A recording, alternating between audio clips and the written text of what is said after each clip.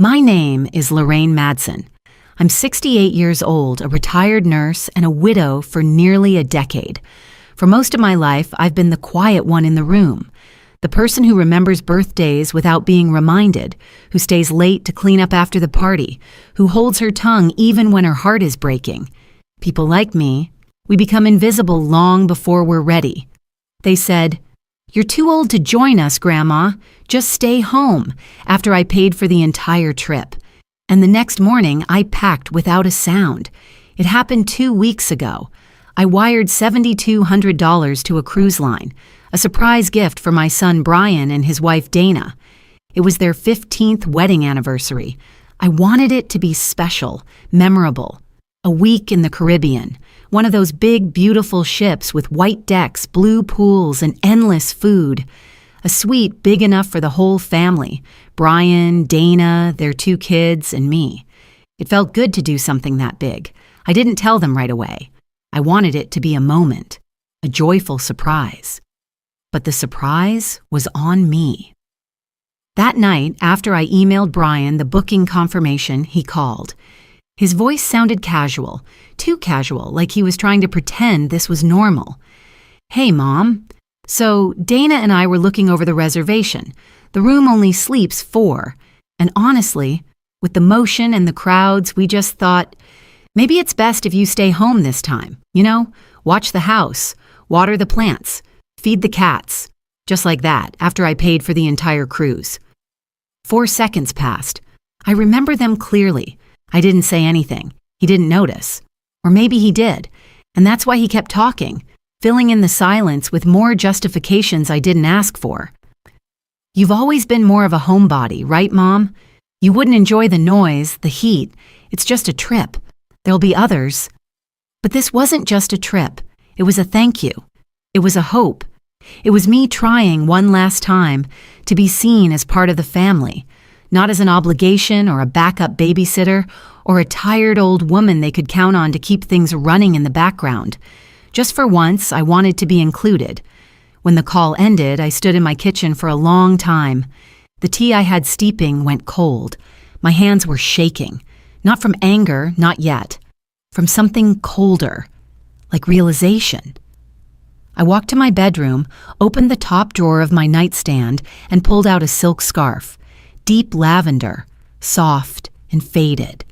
It was a birthday gift from my late husband, Thomas, the last one before he passed.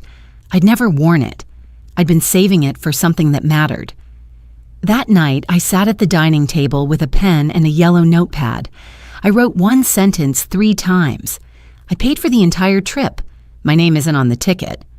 Then I poured the cold tea down the sink, and I made a decision. At 4:15 the next morning, I called the cruise line. My hands weren't shaking anymore. "Yes," I said, "I'd like to modify an existing booking, add a solo cabin, same ship, same dates. Who will be traveling?" "Lorraine Madsen," I said for the first time in years, like it meant something. "No other guests?" "Number just me." By the time the sun broke over the horizon, I had booked myself onto the same cruise my son had asked me to stay home from. Not in their suite, of course. Somewhere quieter, out of the way, but still there. And no, I didn't tell them, because sometimes silence is louder than any scream. The taxi ride to the port was quiet. The driver had the radio on low, some old jazz that fluttered in and out like a ghost at the edge of memory. I kept my eyes on the road, but my mind drifted to places I hadn't meant to visit that morning. It's funny how silence opens doors in the mind, the kind we keep locked when we're busy or too tired to feel. On the seat beside me, my lavender scarf was folded neatly. My cabin confirmation rested on top, printed in black and white, sharp as truth. For the first time in years, I wasn't packing for someone else. No pill boxes for Dana, no extra sunscreen for the kids. Just me, and the weight of all the times I'd quietly swallowed disappointment. I thought about Ava's high school graduation last spring. Dana told me it would be a small ceremony and tickets were limited. "We'll FaceTime you," she said, smiling like it was enough. I remember dressing up anyway, putting on a blouse I hadn't worn in years. I even curled my hair, just in case. I watched the ceremony on my phone from the kitchen table next to the dish rack. The video froze twice. I clapped in silence. Later that night, I saw the photos on Dana's Facebook. Her parents, her sister, her brother's wife, everyone beaming in the sunshine, Ava in the middle, holding flowers. I wasn't even mentioned in the caption. Family is everything, it said. A year before that, Christmas Eve, I baked sugar cookies and wrapped gifts like I always did. Dana called 2 days before. We're keeping it small this year, just immediate family, you understand, right? I said I did. That night, I lit a single candle, poured myself a glass of wine, and watched a holiday movie on TV. I remember the smell of pine and cinnamon and the strange feeling that I had become a guest in my own story. The next day, they posted a picture. Brian holding a turkey, Dana in a red dress, Ava and Luke wearing matching pajamas. Behind them stood a fully decorated living room packed with people. People from Dana's side. No one looked like they were missing anything. Those were just the big moments. There were smaller ones too. Ones so slight, they might slip past anyone who hasn't lived them. Not being included in the group text for vacation planning, being asked to babysit last minute but never invited to brunch, hearing my name used only when something needed fixing, cleaning, or funding. And every time I told myself, just this once more, just until they're older, just until things settle. But that just stretched into decades. 20 years of waiting for an open door that was never unlocked. You don't notice it at first. How easy it is to disappear when you always say yes. How silence becomes habit. How invisibility becomes identity. I wasn't angry when I booked my own cabin. Not exactly. I was tired. Bone tired. Of waiting to be remembered. Of pretending I didn't mind. Of making excuses for people who had stopped making space for me. They didn't mean to be cruel. At least I don't think they did. That's the part that hurts more than anything, knowing you're not even worth resenting. You're just overlooked. Forgotten not with malice, but with convenience. At a red light, the driver glanced in the mirror. "Big trip ahead?" he asked. I smiled. "Yes," I said. "A long time coming." He nodded, turned up the jazz just a little. The car moved forward. I didn't cry. Not anymore. I looked out the window at the passing city, at strangers carrying coffee, walking dogs, checking phones. I wondered how many of them were also pretending they weren't invisible, how many had also been left out of their own lives. We all have our ways of coping. Mine was silence, service, sacrifice. But somewhere between the last forgotten holiday and this morning's sunrise, something shifted. I wasn't packing for them anymore. This trip was mine, and I was done writing myself out of my own story. When I arrived at the port, the cruise ship looked even larger than I had imagined, a floating city gleaming in the morning light, the kind of place you'd assume was meant only for families, for couples in matching straw hats, for people full of excitement. I didn't fit any of those categories, and yet, I was there. I wore my lavender scarf around my neck. It fluttered gently in the breeze as I wheeled my modest suitcase toward the check-in terminal. The same breeze that rustled the hair of toddlers on their father's shoulders and made the palms sway lazily overhead. My hands trembled slightly as I handed the agent my boarding pass, not from fear, from the weight of choice.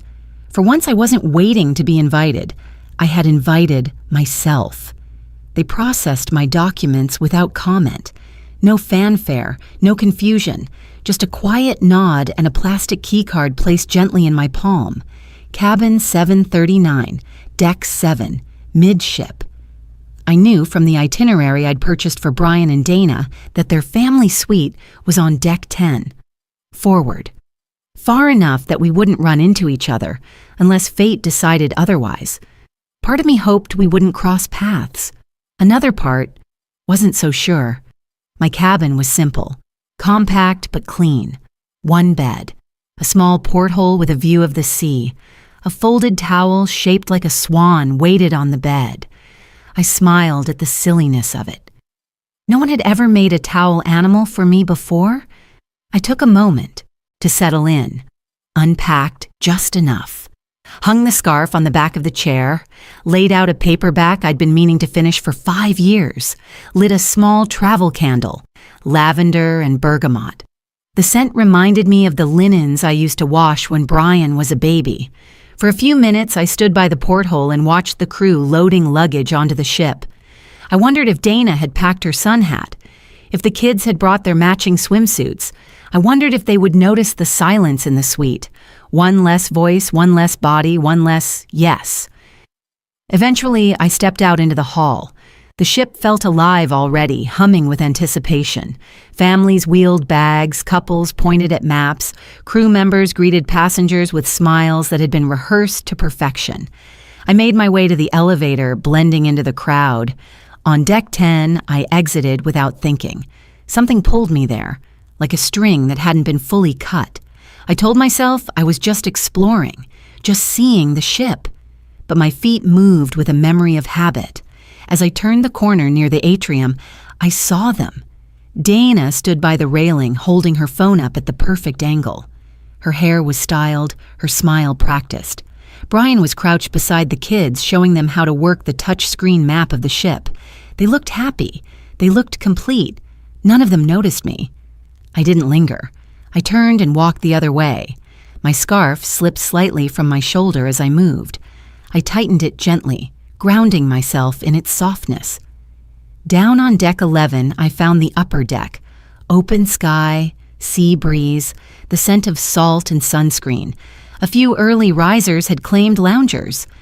I chose one far from the crowd near the railing where the sun hadn't reached yet. I sat, and for the first time in what felt like 40 years, I simply sat. I didn't check anyone's schedule. I didn't keep one eye on the kids.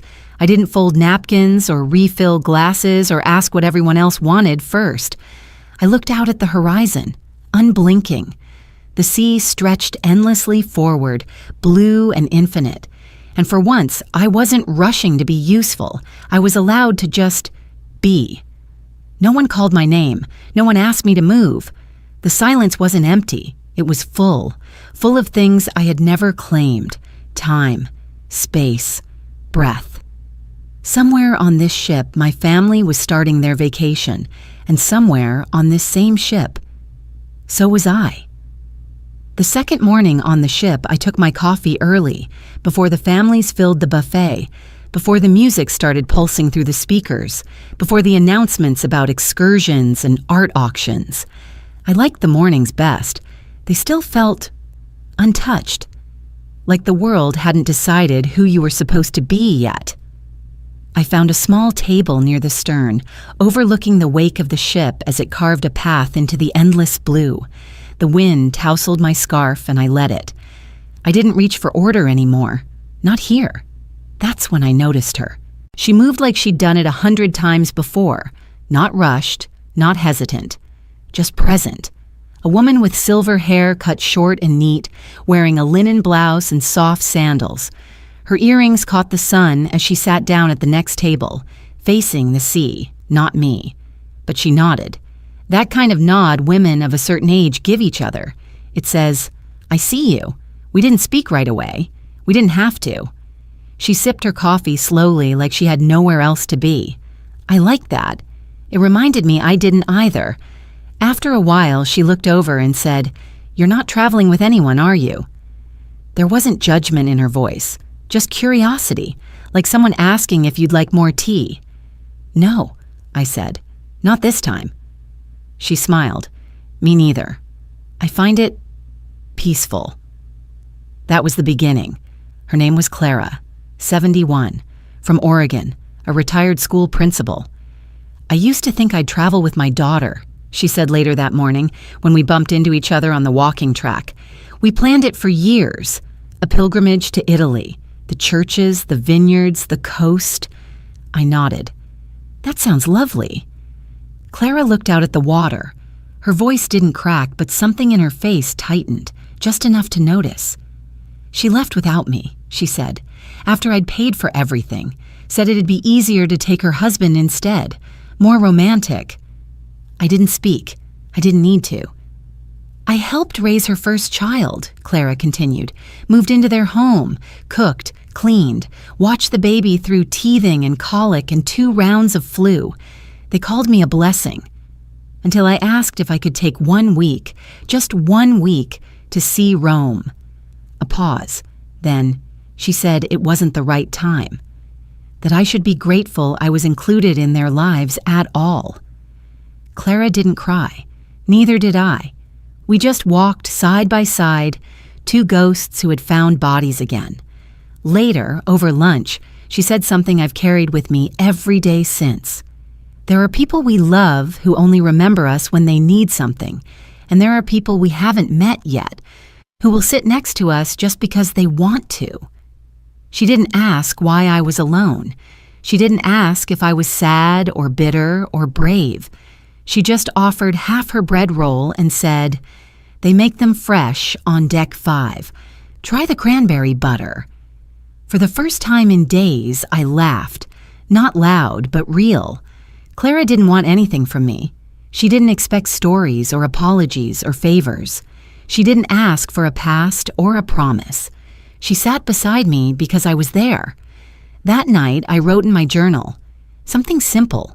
There's power in being seen by a stranger who doesn't owe you anything and still chooses to stay. Clara wasn't my savior. I wasn't hers. But in that quiet space between strangers, something opened. We were 2 women who had been left behind. And now, we were learning to walk forward. Again. Side by side.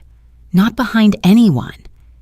It was the 3rd morning of the cruise when my phone buzzed. I had almost forgotten I brought it. Not because I meant to disconnect entirely, but because no one ever really reached out unless they needed something. And sure enough, the message read, "Mom, the AC at home is leaking again. Here's the number of the technician. Can you call and schedule him? Thanks." That was it. "No." "How are you?" "No." "We miss you." "No." "Is everything okay back home?" Just another task. Another assumption that I was sitting in my usual chair, sipping my usual tea, ready to drop everything for someone else's inconvenience. I stared at the message for a long time. Not because it surprised me, but because of how unsurprising it was. I looked around. Clara had joined me on the pool deck, knitting something soft and gray. She looked up, noticed the shift in my posture. "You all right?" she asked. I turned the screen toward her, letting her read it without saying a word. Clara raised an eyebrow and then returned her gaze to the sea. Charming. Her needles clacked gently, rhythmic, comforting. "Are you going to call?" she asked, not unkindly. I didn't answer.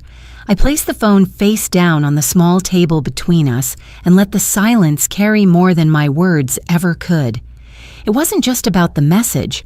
It was about what it revealed, the assumption of my availability, the belief that I had no life of my own, the expectation that I would always be waiting, invisible, until needed. It occurred to me in that moment that Dana didn't even know I was gone, that she had sent that message thinking I was home, as always, folding towels, feeding the cat, paying bills, holding the house together so they could go live their real lives. And for once, I wasn't. I had stepped off the wheel, and no one had noticed it had stopped turning. Clara glanced at me again, as if waiting. I just smiled, not bitterly, not even sadly, more knowingly. "No," I said softly. "I won't call." She nodded. "Good." I took a sip of my coffee, now slightly cold. A breeze picked up across the water, and my scarf fluttered again, almost like it was nodding too. It wasn't about revenge. It wasn't about ignoring a problem. It was about a shift, quiet but tectonic. For the first time, I had nothing to explain, nothing to justify.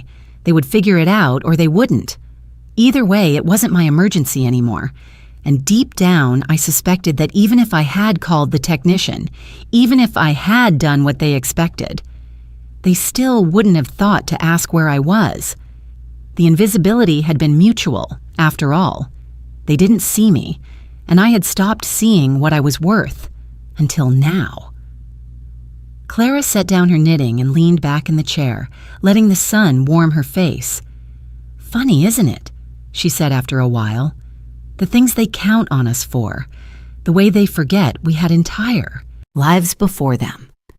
I nodded. "They think we're support beams, always there, never needing repair." She smiled faintly. "Until one day, the beam isn't there, and the house creaks." We sat there watching the sea stretch endlessly in all directions. No crisis, no noise, just quiet defiance. The kind that doesn't announce itself, the kind that doesn't need permission. I didn't pick the phone up again that day, and I didn't feel guilty, not even for a second. The night air on the upper deck was warm and salt-kissed. A gentle breeze moved across the ocean, brushing against my arms like soft fingers. The stars above seemed impossibly close, like someone had scattered glitter across black velvet. Clara found me sitting at a table near the railing, a glass of ginger ale in front of me, untouched. "They've got a live band tonight," she said with a smile, nodding toward the open-air dance floor in the center of the deck. "Says they play everything from Sinatra to Santana." I gave her a look, half amusement, half doubt. She winked. "Come on, I didn't pack these orthopedic shoes for nothing." Before I could protest, she took my hand, firm, confident, like she knew I needed help standing in more ways than one. We walked toward the dance floor, two silver-haired women cutting through a sea of sundresses and polo shirts. No one stared, no one whispered. They barely noticed us at all. And maybe that was the point. The music swelled. "Fly me to the moon." A live trumpet carried the melody with surprising grace. Clara stepped first, guiding us into the rhythm like she'd done it her whole life. I followed. I hadn't danced in decades, not since Thomas and I used to sway in the kitchen while dinner burned on the stove, not since my knees were steadier and my heart less guarded. But here I was, rocking gently, laughing softly, letting my body remember what freedom felt like. Clara spun me once, just once. I didn't fall, I didn't feel old. I felt awake. The beat shifted, something Latin now, faster, bolder. A song I didn't recognize, but it didn't matter. Around us, couples moved, young women in heels, teenagers giggling, a father twirling his daughter. Joy pulsed in every movement, and for once, I wasn't watching it happen from the sidelines. I was part of it. Clara and I danced for 3 songs, maybe 4. I lost count. Then, breathless and flushed, we stepped aside. A young waiter in his 20s brought us cold water and a smile. "You ladies are stealing the show tonight," he said, his tone genuine. I laughed, brushing a strand of damp hair from my forehead. "Oh, we're just warming up." He raised his phone. "Mind if I take a photo? You've got the best energy out here." Clara said yes before I could say no, and just like that, he snapped it. One moment of light caught in time. He texted it to me, using the number I gave him. Later, back in my cabin, I looked at it. There we were, in motion, faces lit by the string lights overhead. My scarf caught mid-twirl, fluttering behind me like wings. Clara's grin wide, her eyes laughing, my cheeks pink, my back straight.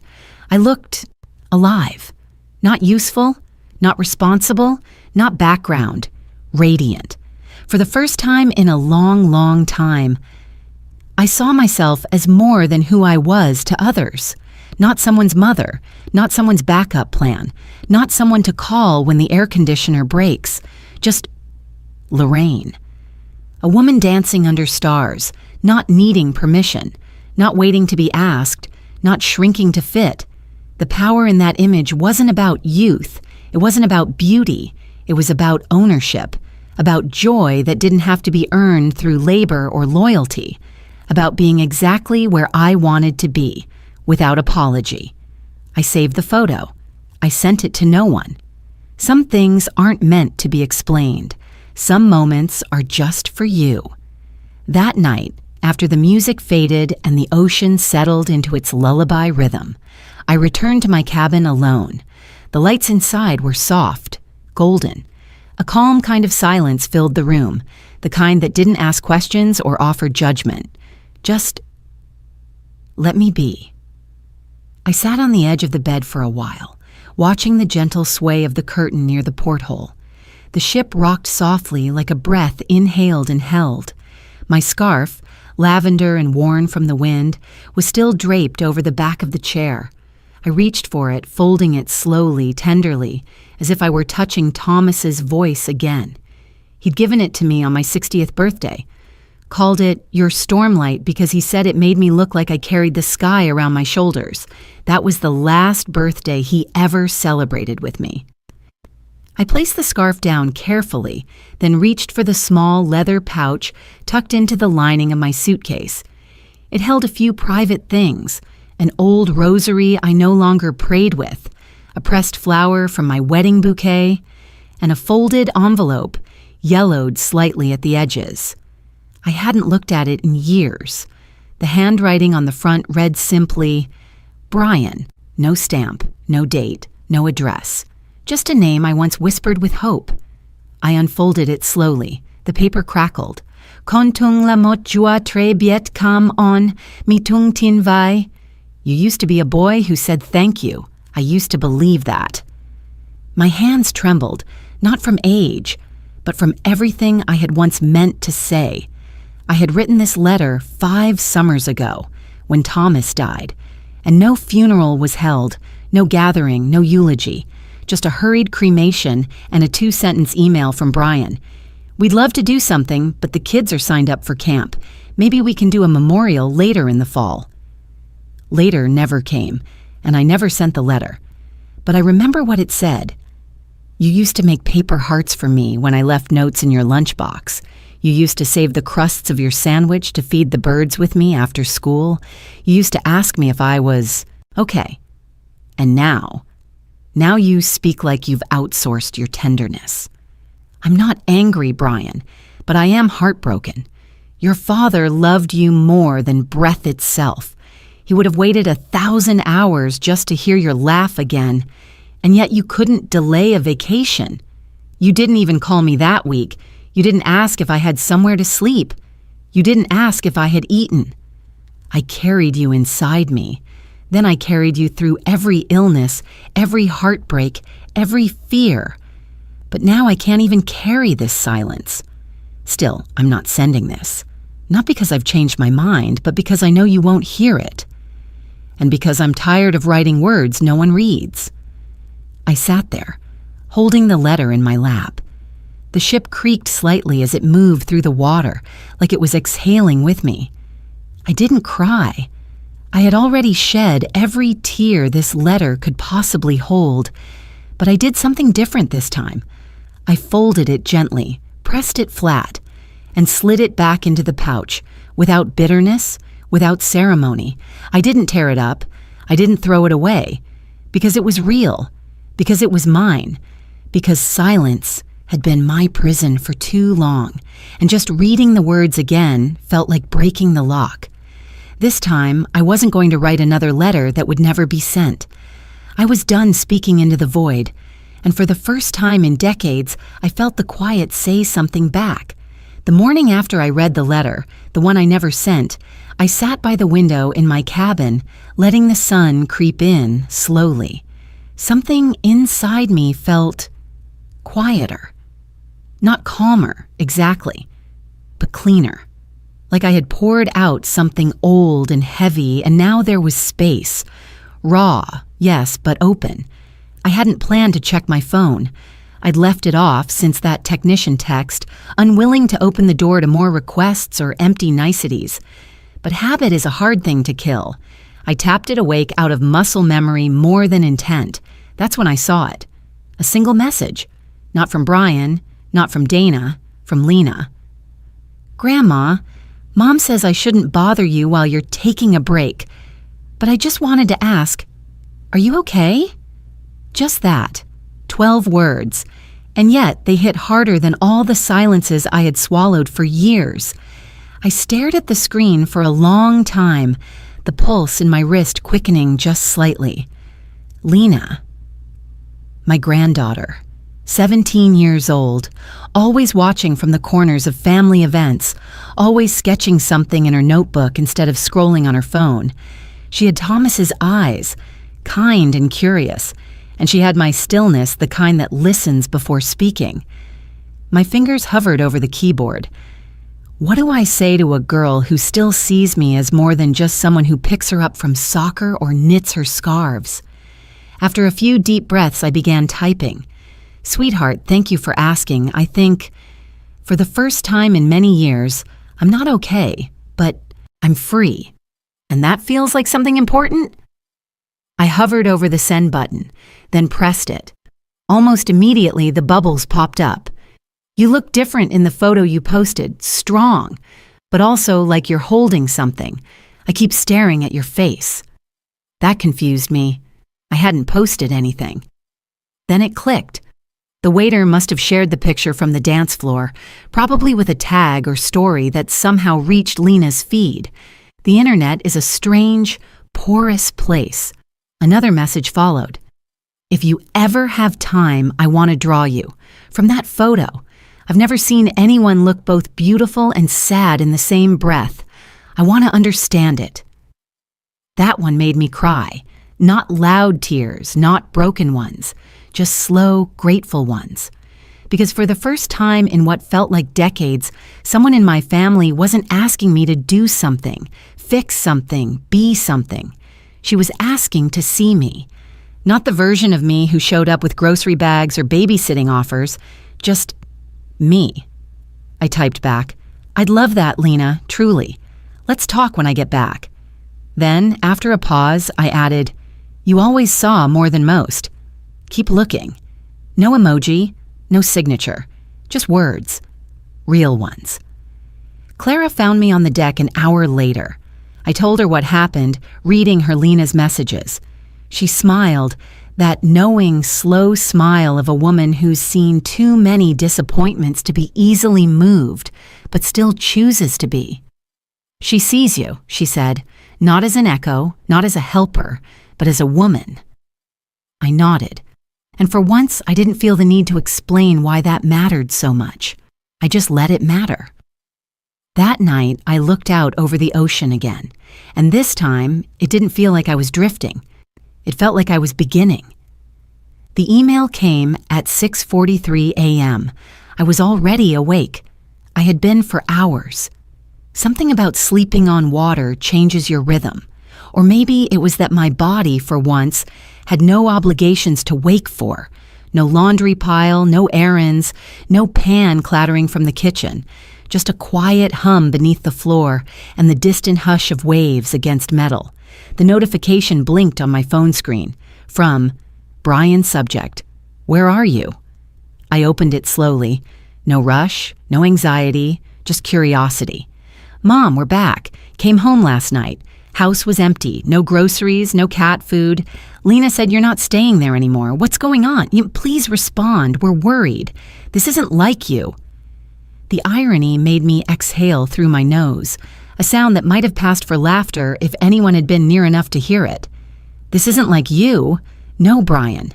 This is like me. It's just not the version of me you're used to, the one who answers on the first ring, who keeps the fridge stocked and the trash out and the calendar clear for your emergencies. That Lorraine? She didn't pack a suitcase in the dark. She didn't wear lavender scarves to dinner. She didn't dance under stars with strangers, and she definitely didn't leave without a forwarding address. I sat with the email for a long time, didn't respond, didn't delete it, just let it sit there, like a stone dropped into still water. Clara arrived with 2 cups of coffee. She didn't ask if I wanted one. She just handed it to me, black and warm like she knew. She caught the look on my face as I handed her the phone. She read the email in silence. Her expression didn't change, but her fingers tightened slightly on the cup. Well, she said softly, that took longer than I thought. I smiled faintly. "They're worried," I said. "Of course they are," she replied. "Silence from someone who's always spoken is louder than any scream." She set the phone down between us. "Are you going to answer?" I didn't look at her, just stared out over the water. A single sailboat dotted the horizon like a punctuation mark in a sentence I hadn't finished. "No," I said, "not yet." Clara nodded. She didn't press.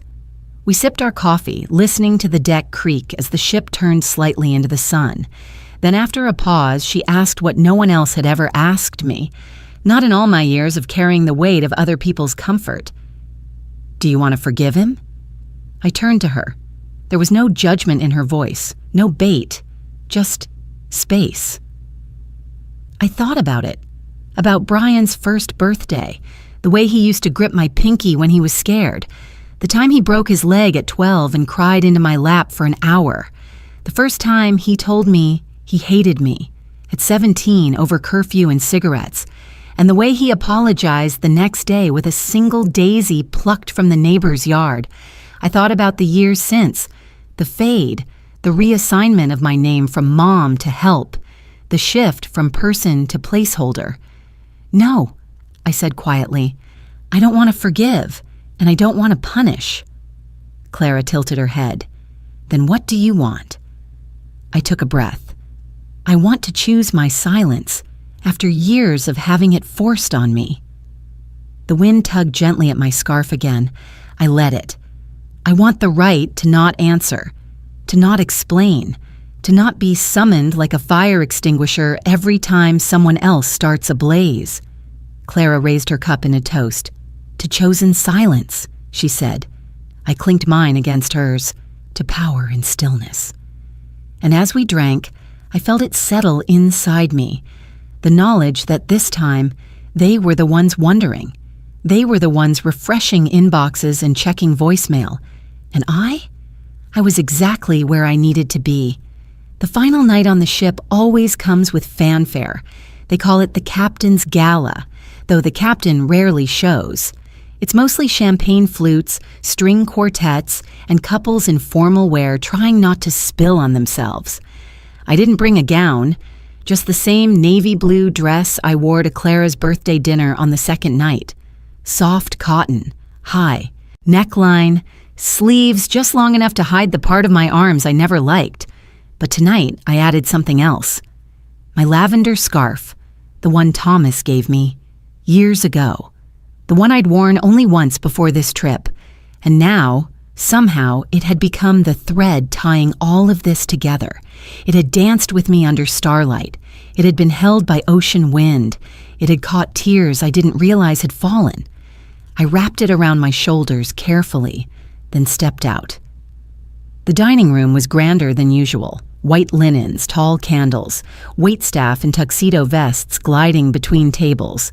I walked in slowly, letting my eyes adjust to the golden light and the hum of conversation. A young host approached with a practiced smile. "Good evening, ma'am. Table for 1, I said gently. "But may I request a table for 6? He blinked, clearly puzzled. "Of course. Will your party be joining you later?" I shook my head, smiling. "Number, I just want a bit of space. And please don't clear the extra chairs. I'd like them to stay." He hesitated only a second before nodding. "Absolutely, ma'am. Right this way." He led me to a long table by the window, dimly lit but elegant. 6 places set with gleaming silverware and folded napkins. I took the seat at the far end closest to the ocean. The other 5 chairs remained untouched. He left. I sat in silence. Then slowly I took the lavender scarf from around my shoulders, and I draped it gently over the chair across from me.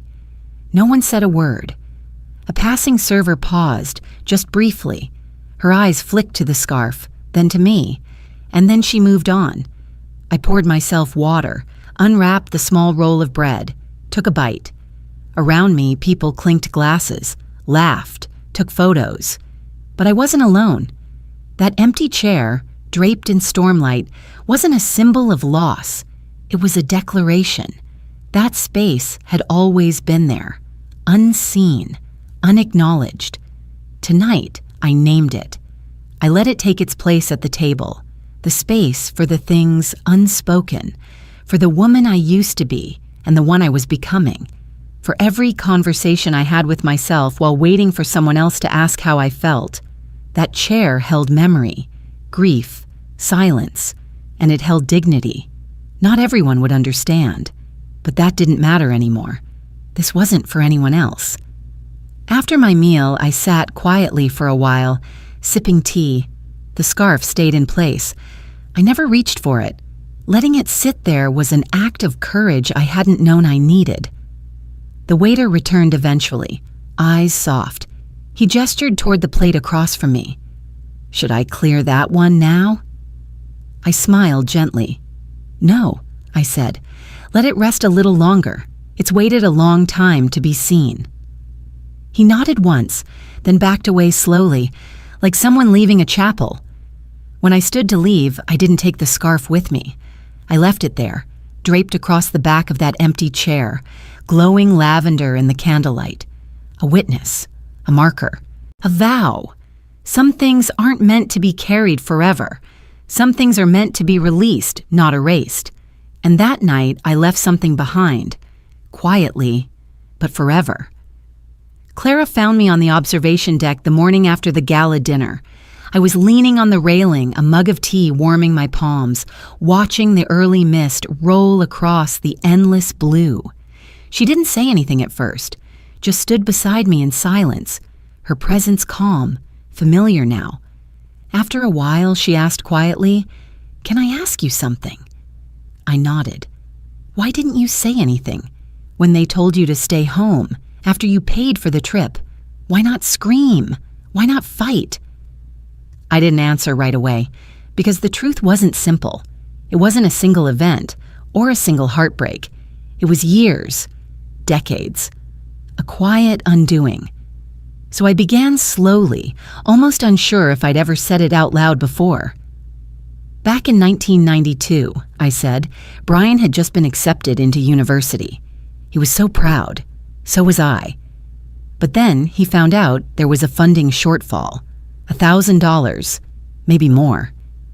I stared out at the water, remembering the tiny kitchen in our old house, the hum of the fridge, the scent of instant coffee. Thomas had already passed, I continued. All we had left of value were memories, and a pair of diamond earrings, my wedding earrings, the only real jewelry he ever gave me. Clara turned her head slightly but said nothing. I didn't tell Brian. I just went downtown, walked into a pawn shop and sold them. Quietly. Got enough to cover the tuition gap and a little extra for his books. I swallowed. He never knew. He still doesn't. He thought it all came through a scholarship or grant, and I let him believe it. There was a long pause. I was proud of that, you know, I said. Back then, I wore that silence like a medal, like it proved I was a good mother.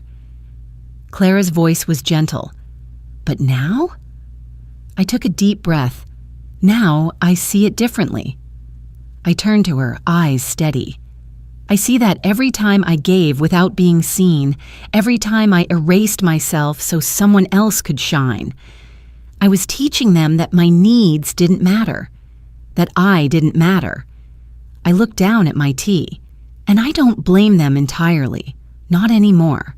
I trained them, Clara. I trained them to believe that I was the giver, the fixer, the one who always stayed behind. Clara didn't interrupt. She just let the words unfold. So when Dana said there were only 4 spots on the cruise, and it made more sense for me to stay back and watch the cat after I'd paid for the entire thing, they weren't being cruel, not exactly. They were being conditioned. I paused, letting the weight of that settle in my chest. I conditioned them. Clara nodded slowly. "And now?" she asked. I smiled faintly. Not a bitter smile, just weary. Now I've stopped. I didn't fight because fighting would have been me asking for permission again, and I'm done asking. I turned back to the sea. I didn't board this cruise to confront them or teach them a lesson. I boarded it to remind myself that I exist. Clara placed her hand gently over mine, just for a second. That, she said, is the loudest answer of all. We stood there for a long time, no more words, just the sound of the ocean and the quiet understanding between two women who had given too much for too long. Morning light poured through the sheer curtains of my cabin. The final full day. Most passengers were bustling around, packing suitcases, confirming transportation home, making sure they hadn't left chargers in the wall or books under the bed. Not me. I stood barefoot on the balcony, the floor cool beneath my feet, and let the sun warm the top of my head. No rush, no checklist, no one waiting for me on the other side. Clara knocked gently before entering. She'd gotten used to not needing an invitation. She was holding a small paper cup with a tiny umbrella poking out, pineapple juice and a dash of something stronger, even though it was barely past breakfast. "Celebratory?" I asked, smiling. She shrugged. "Or preparatory. Depends on how you look at it." I nodded. I understood. We sat on the balcony, the soft rumble of the ship beneath us like a heartbeat. Clara sipped from her drink, then asked, "You packed already?" I shook my head. "No." "Need help?" "No," I said again, softer this time. "I'm not packing because I'm not going back." She turned to me, surprised, but not shocked. I continued. "I booked another ticket last night, Martinique, just for a week, or maybe more. I don't know yet." I looked at her steady. "I just know I'm not ready to return to the same four walls. Not yet." Clara was quiet for a moment. Then she exhaled and looked out over the water. "You know," she said, "I asked myself this morning, when we dock tomorrow, do I put my armor back on? The apron, the calendar, the quiet apologies?" She took another sip. "Because it's easy to slip back into it. Being useful, being predictable, being invisible." I reached for her hand. "You don't have to," I said. She looked at me, really looked, and something behind her eyes shifted. "I want to come with you," she said, "but only if I can sit next to you on the deck and not behind you in the kitchen." I smiled. "That's the only seat available." We both laughed, quiet and free, and just like that, it was decided. Two women, long underestimated, long overlooked, were about to chart their own course, literally, not for rebellion, not out of bitterness, but because freedom, once remembered, is impossible to forget. I thought of the scarf, still draped over the chair in the dining room. A part of me had considered retrieving it, but no, it belonged to that moment now, just as this one did. We sat in silence, the kind only two people who've known pain and peace in equal measure can share. Then Clara said, almost to herself, "We spent so many years giving everyone else the front seat." I nodded, and they never thought to offer it back. Clara raised her cup. "To being the main character," she said. I tapped mine against hers. "To never shrinking again." And as the horizon widened before us, we didn't make plans. We made a promise that wherever we were going next, we would choose it for ourselves, not to prove anything, not to punish anyone, just to live. 2 weeks later, I came home. There was no welcome sign, no car in the driveway, no message waiting on the kitchen counter, just the same creak of the gate, the familiar scent of pine needles lining the front porch, and the slow hum of the refrigerator that had been with me longer than any apology. The house was clean. The cat had survived. The mail was stacked neatly by the door. 1 envelope from the electric company, 3 coupons I would never use, and a card from the pharmacy reminding me it was time to renew my calcium prescription. I made tea, the same cup, the same chair, and yet nothing was the same. I didn't unpack right away. I didn't check my phone. I didn't feel the need to announce my return. I sat in the silence, and it wasn't heavy anymore. It was mine. At around 5 o'clock, the sky outside turned the color of quiet gold. I was halfway through a book Clara had lent me, something about strong women in small towns, when I heard a knock on the door. 3 soft taps. I wasn't expecting anyone. When I opened it, I saw her. Lena. No fanfare, no dramatic music. Just my granddaughter, in a hoodie, hair a little messy, backpack slung over one shoulder. She looked at me like she wasn't sure what she'd find. I looked at her like I was afraid to hope. "Hi," she said, voice small. I nodded. "Hi." Then she stepped forward and wrapped her arms around me. No hesitation, no explanation, just warmth, sincerity. She was taller than I remembered. Her embrace was firm, like she needed to know I was real, like she needed to anchor herself to someone who hadn't disappeared. When she finally pulled back, her eyes were glassy but steady. "You're still you," she said quietly, "but I've never seen you like this before." I didn't know what to say, so I reached for her hand, and in that simple touch, something passed between us. Not forgiveness, not apology, just recognition. She followed me inside, kicked off her shoes, sat at the kitchen table like she had when she was 7, asking for chocolate milk and stories about Grandpa. I made her tea instead. She didn't ask for anything else. We didn't speak for a while, but I saw her watching me, carefully, lovingly. "Mom said you just left," she said eventually. She was mad. I nodded. I didn't leave to hurt anyone. I left to find myself. Lena nodded too. "I get that, more than you know." She reached into her backpack and pulled out a sketch pad, flipped to the middle, held it up, a charcoal drawing of me, on the cruise ship, wind in my hair, the lavender scarf trailing behind like a ribbon of defiance, my gaze not toward the camera but toward something further, somewhere freer. It took my breath away. "I drew it from the picture you sent me," she whispered. "I hope that's okay." I didn't trust my voice to answer, so I just nodded. Again. She stayed for dinner.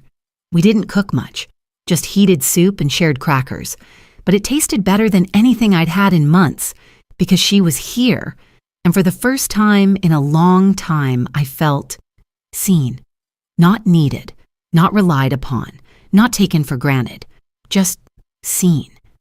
As Lorraine, not just grandma, not just mom, not just the woman who pays or stays behind.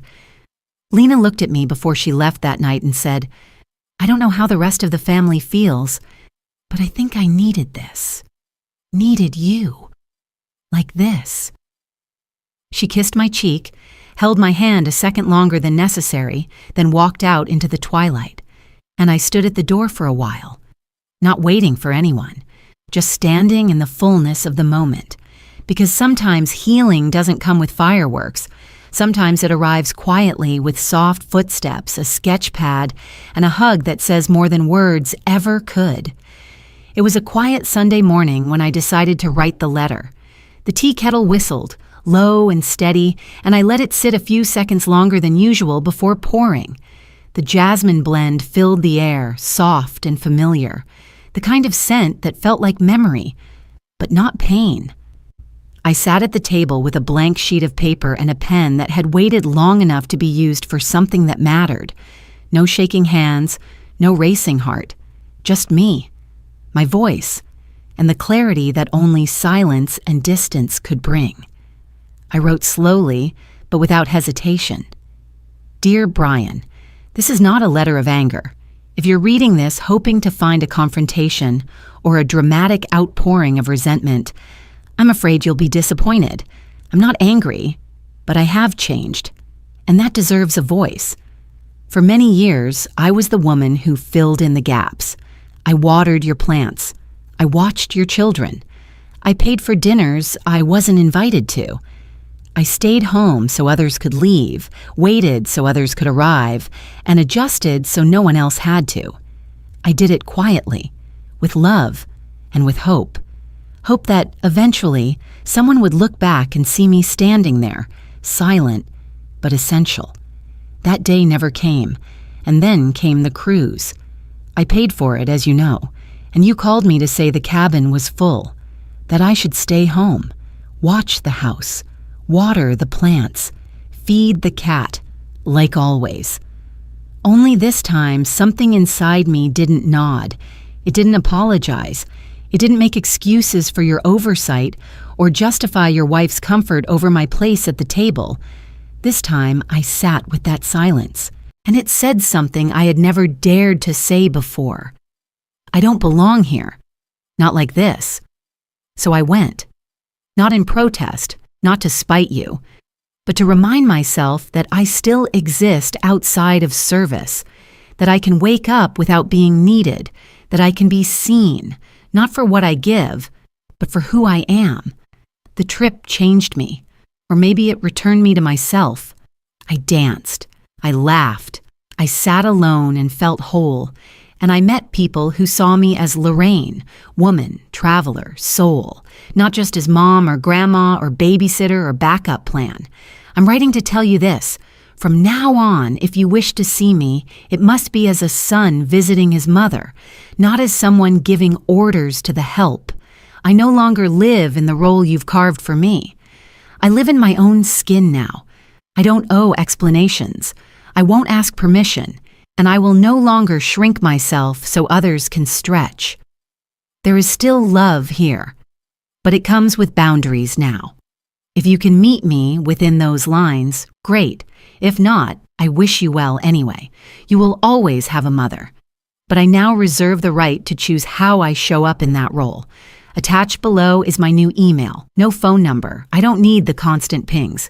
But if you truly have something to say, write. Words on paper carry weight. Just like this letter. Mom, I reread it once. Not to edit, but to feel it land. Then I folded it, slipped it into an envelope, sealed it with calm. On the back, I didn't write, love, always. I didn't have to, because it was there, in the lines, in the silence, in the choice to write it all. I walked to the mailbox and let it drop inside, not with trembling, not with vengeance, but with peace. I'm sitting in a small cafe overlooking the water. There's a breeze this morning, gentle, playful. The kind that doesn't ask permission to lift a strand of hair or carry away a thought mid-sentence. The sun's rising slowly over the horizon, turning the sea into molten gold. Around me, couples whisper. A child tugs at her father's sleeve. A woman reads a book, smiling at something only she understands. And me? I'm wearing my lavender scarf, for the first time. It rests lightly against my shoulders. Not tied tightly, not hidden in a drawer, waiting for a special occasion. Just there, exactly where it was meant to be. A waitress brings over my coffee and smiles. "You look lovely this morning," she says. I smile back. "Thank you. I feel like myself." She doesn't know what that means, but I do. Clara sent me a postcard from Spain. She met a painter in Granada. Says he reminds her of Hemingway and heartbreak, and that's all she needs for now. I can picture her there. Wide hat, red lipstick, laughing too loudly in a street market. Her words on the card read, "Don't let the wind pass without dancing in it." She would say that. Lena sent me a drawing. It's me again, but different this time. She titled it, "My Grandmother," with wind in her hair, and eyes facing forward. No caption. Just that. But it said more than any email I've ever received. The drawing sits next to my journal, which I've just closed after writing the final line of this chapter. I want to read it to you. I was never too old.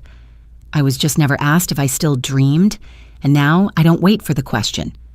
I go. There was a time when I waited for invitations, for validation, for someone to say, "We see you. We want you here." That time is gone. Now I go, where I want, when I want. Not to rebel, but to reclaim. The scarf I wear isn't just a gift from my late husband.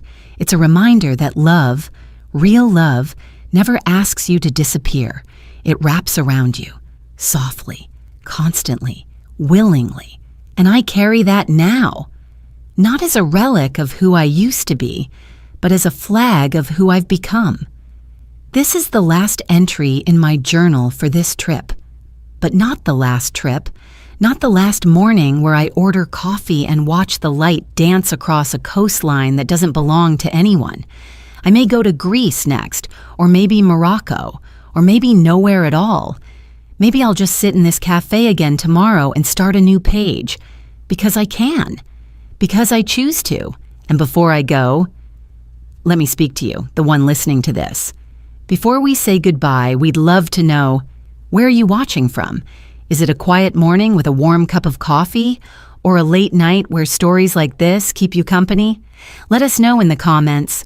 We read everyone with gratitude, and if this story touched your heart, please consider subscribing to the channel, not just to hear more stories like this, but to be part of a community that still believes in kindness, healing, and second chances.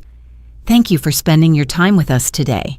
Wherever you are, we hope you carry this story with you, and remember, sometimes the miracle doesn't knock on your door. It waits quietly until you're ready to open your heart. Take care, and we'll see you in the next story.